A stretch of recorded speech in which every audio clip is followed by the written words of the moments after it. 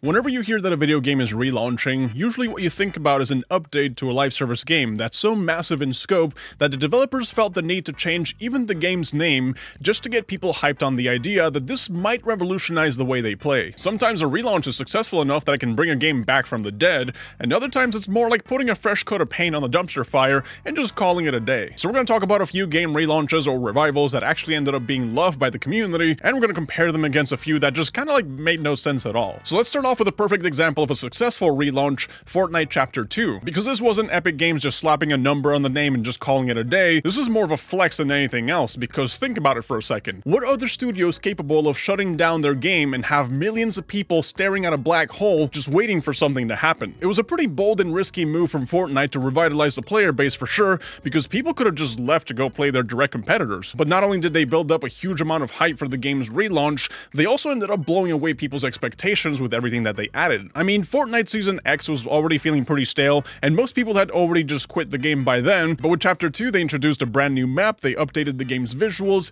they changed the trajectory of where they were going with the original Fortnite, and I remember that they added fishing as well, so they introduced a bunch of other new mechanics into the game. So it was a fresh start that made it feel like a brand new game, while also staying on track of what people loved about Fortnite in the first place. Like, Fortnite Chapter 2 should be considered the gold standard for games that want to rebrand themselves using a relaunch, because they just managed to pull it off so well. They overpromised with the hype, and they overdelivered with the content, which is something you can't really say about Overwatch 2, unfortunately, because, well, Overwatch 2. Blizzard really thought they were cooking with this one. Now, the hype that was in the room when Overwatch 2 was first announced, I admit, it was a little crazy at the time. All the promises that Blizzard made for the game's sequel made it seem like it was going to be like the next chapter in the future of gaming, and after seeing the massive success that they had with the original Overwatch, well, there wasn't really any reason to doubt that they could actually pull this off again with Overwatch 2. But man, did they really end up messing up. Because out of all the things that Blizzard promised with Overwatch 2, PvE modes, talent trees, the synergy between Overwatch 1 and Overwatch 2, all we really ended up getting was a glorified patch with updated graphics that made the game be a 5v5 and was also selling itself to be a brand new experience. But in reality, they just ended up messing up with the character balance, they tried to shoehorn them into a new game format, and they just made the game free to play with microtransactions and battle passes. They also ended up shutting down the original Overwatch, so people who bought and preferred the original game didn't even have a say in the matter. And the worst part about it all, the PvE mode was cancelled, the talent trees got nuked, everything that they sold you on Overwatch 2 was just either removed or never implemented in the first place, so it left a lot of people wondering, what was it all for? They just turned it into a 5v5, they slapped a 2 on the title, and just called it a day. Like, there's a reason why this is one of the most hated relaunches in recent gaming history. But now for a relaunch that was universally loved by the community, but unfortunately arrived a little too late, we can talk about Realm Royale Reforged. Now, the original Realm Royale was actually a victim of horrible mismanagement from the developers at Hi-Rez, because when it launched during the Battle Royale craze, it was one of the first class-based Battle Royale games that had mounts in the game, it had armor, and had class-specific weapons, so it was bringing a lot of fresh ideas to the Battle Royale genre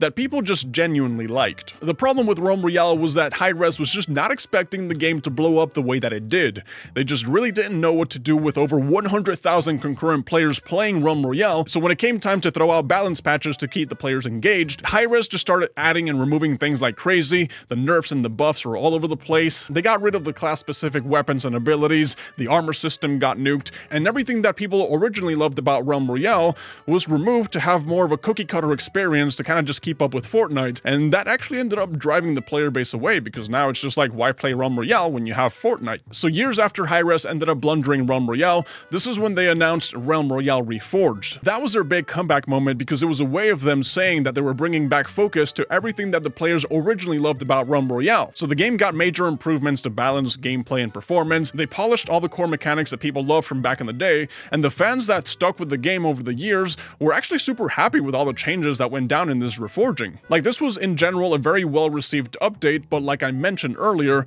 this update came a little too late because the player base, the grand majority that you need in order to be able to sustain a live service game, they had already moved on and forgotten about Realm Royale. And most people that originally played Realm Royale probably don't even know that the relaunch happened in the first place. There just wasn't enough sound, enough noise, enough marketing to bring back even a fraction of the massive player base that the game once had. had. So even though Realm Royale Reforged was a failed relaunch that couldn't save the game from being scheduled to shut down in the end, it was a relaunch that the community, for the most part, at least the ones that stayed, they genuinely loved. Now for a relaunch where I'm really having trouble finding people who are genuinely interested in the current version of the game versus what they used to have, and I guess it's more of an official launch versus a relaunch because we're talking about Multiverses, the platform fighter smash-like game from Warner Bros. That just exploded into the gaming industry back in 2022. During this time, the game released in an open beta, and it was the closest thing we ever got to an actual Smash Bros. Competitor, by the way, because you had Batman, you had Ultra Instinct Shaggy, you had Steven Universe, Arya Stark, so like a huge collection of famous Warner Bros. IPs to tap into,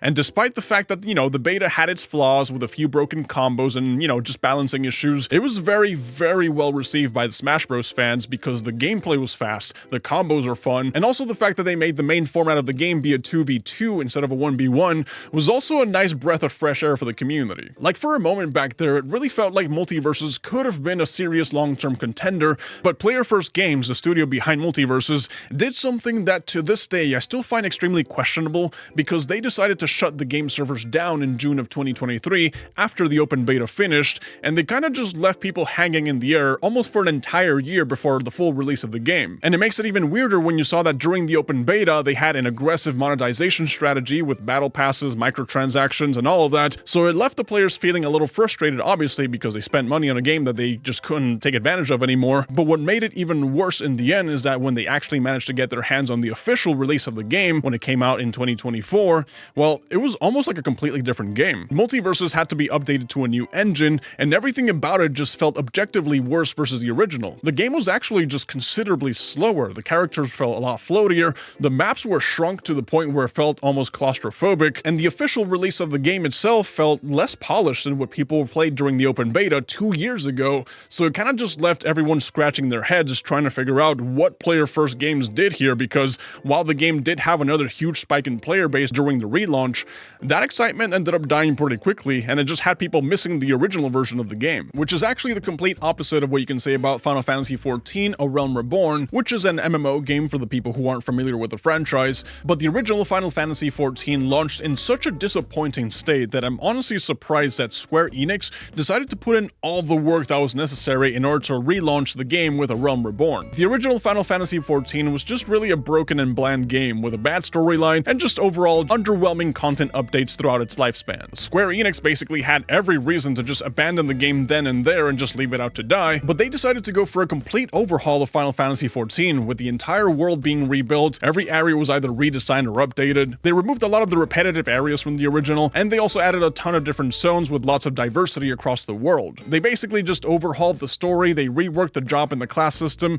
It honestly felt like they just made a brand new game from the ground up. Like they recognized that the fans were not happy with the original Final Fantasy XIV, and instead of just sticking their heads in the sand and just ignoring all the feedback from the community, they actually took the time to rebuild the entire game. The combat system in Final Fantasy had to be reworked entirely to make it a lot more fast-paced, and I remember that back in the day, this was one of the reasons why I quit the original Final Fantasy XIV. Having played World of Warcraft all throughout college, the combat system in Final Fantasy just felt like a snail race to me. And now, thanks to all the effort that the developers put in throughout the years, now the Final Fantasy XIV community is known as one of the most passionate and welcoming people in the MMORPG space. So this is really just another perfect example of a game's relaunch being done properly. Which, if you want to talk about the worst relaunch in my opinion, it's a game that not many people know about because, it's just another battle royale game that launched in early access back in 2022, and it was called Super People. The best way to describe Super People, it was just like playing PUBG but with superpowers, which did get a considerable 47,000 concurrent players on Steam when it first released, so it's safe to say that this was just the shiny new thing of the month that had a lot of people playing it, but for some reason, and to this day I really can't tell you why they decided to do this, but it wasn't even 6 months after the release of Super People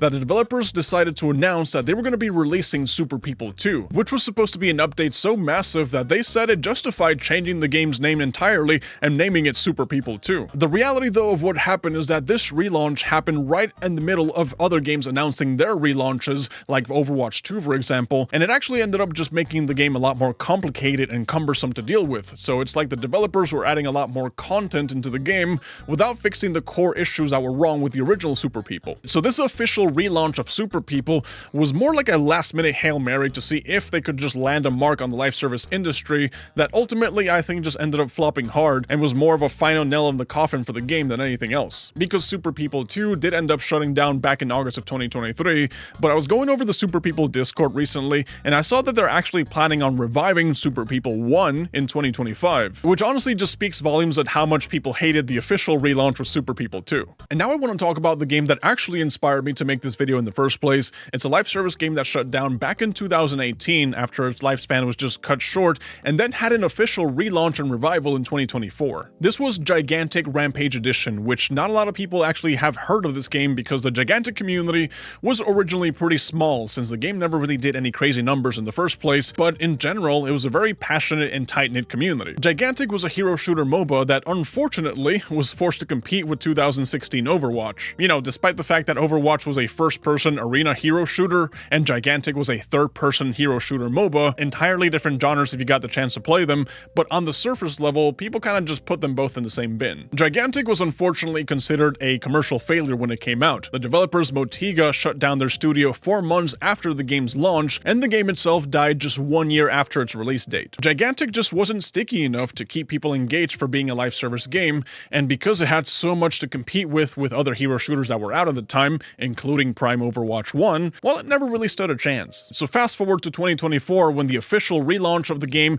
Gigantic Rampage Edition, was announced. Well, remember that small, tight-knit community that we mentioned? Yeah, they were super stoked about this revival, because it was the return of their favorite hero shooter MOBA game, but this official return was more of a reminder than anything else as to why these live service games die in the first place. Because while the Rampage Edition did bring a new game mode and a few unreleased characters to Gigantic to motivate people to return into the game, well, again, it just wasn't sticky enough or engaging enough to keep people playing it consistently, especially now in this day and age where the hero shooter genre has just become a lot more competitive. So Gigantic is just one of those games that, despite the fact that it was universally loved by its community, it just wasn't enough and it just ended up dying twice. Also, the fact that they tried to charge people $20 upfront just to buy the game was a pretty clear way of knowing that Gigantic was unfortunately destined to fail once again. And now with this last game, it hasn't technically launched yet. They just finished the open beta, and now they're waiting for a full release like Multiverses, but I'm kind of already expecting it to fail when it does come out because of what they've already been showing in the trailers. The game I'm talking about is called Shatterline, which is a very promising arena shooter that was developed by FragLab in Ukraine. And it was basically everything that Overwatch 2 promised itself to be in the first place, because you had a competitive PvP side to the game,